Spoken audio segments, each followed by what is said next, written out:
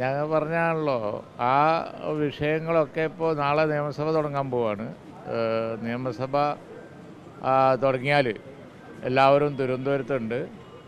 കൂടുതൽ ആശയവിനിമയങ്ങൾക്ക് സാധ്യത കൂടുതലായിട്ടുണ്ട്. ഈ വക കാര്യങ്ങളൊക്കെ അവിടെ ചർച്ച ചെയ്യും, തിരുവനന്തപുരത്ത് ചർച്ച ചെയ്യും. UDF മീറ്റിങ്ങുകളുണ്ടാവും, അടിക്കടി ചർച്ചകളൊക്കെ നടത്താൻ സൗകര്യമുണ്ടല്ലോ. അപ്പോൾ അടുത്ത കാലത്ത് വന്ന റീസെൻ്റായിട്ട് വന്ന UDF ചർച്ച ചെയ്യേണ്ട ഒരുപാട് വിഷയങ്ങളുണ്ട്.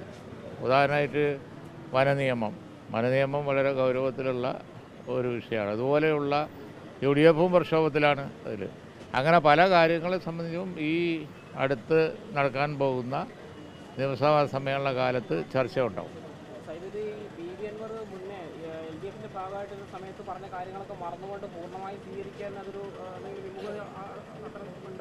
അല്ല, അതെ, അതിപ്പോൾ ഈ അടുത്ത കാലത്തുണ്ടായ സംഭവവികാസങ്ങൾ അടുത്ത തെരഞ്ഞെടുപ്പിലേക്ക് പോകുമ്പോൾ ചർച്ച ചെയ്യേണ്ട പല വിഷയങ്ങളുണ്ട്. അതിൽ ഒന്നാണിപ്പോൾ നിങ്ങൾ ചോദിക്കുന്ന വിഷയം. അത്തരത്തിലുള്ള കാര്യങ്ങളെക്കുറിച്ചൊക്കെ തുടർ ചർച്ചയുണ്ടാവും എന്ന് നിങ്ങൾക്ക് പറയാം.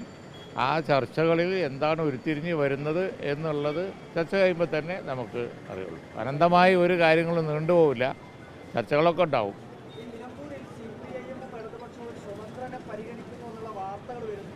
പാലക്കാട് മോഡലിൽ ഏതെങ്കിലും തരത്തിലുള്ള ഒരു ആശങ്ക UDFിനെ സംബന്ധിച്ചുണ്ടോ?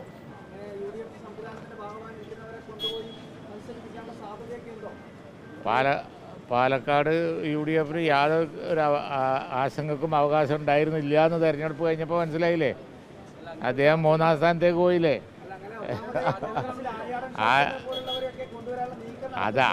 അതൊക്കെ നിങ്ങൾ ഭാവനയിൽ നിന്ന് കഥ മെനയേണ്ട കാര്യമില്ല.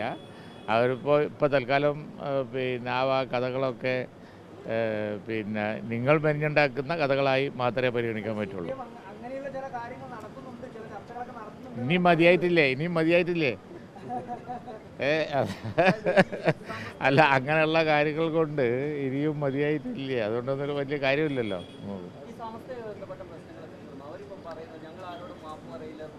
അല്ല, അത് ആ കാര്യം ഇന്നലെ പറഞ്ഞതാണ്. ഇനി കേട്ട് അവസാനം നാട്ടുകാർക്ക് പിടിക്കൂല. അതുകൊണ്ട് ഇനി ഇന്നലെ പൂർണ്ണമായ ഒരു അതിൻ്റെ ഒന്നും കാര്യങ്ങൾ അവസാനിച്ചു എന്ന് കരുതണ്ട. ആ വക വിഷയങ്ങളൊക്കെ അതിൻ്റെ വഴിക്ക് പോകും. ആവുമ്പോൾ ന്യൂസ് നിങ്ങളോട് പറയാം. അങ്ങനെയൊക്കെ നിങ്ങൾ ഓരോന്ന് മനസ്സിൽ കണ്ട് ചോദിച്ചത് എൻ്റെ ഉത്തരമാക്കണ്ട. അല്ല, അതെ, നമ്മൾ കൂടുതൽ അതിൽ കൂടുതൽ പ്രതികരണം ഞാൻ പറയില്ല. പിന്നെ ചോദിക്കണ്ട വെറുതെ.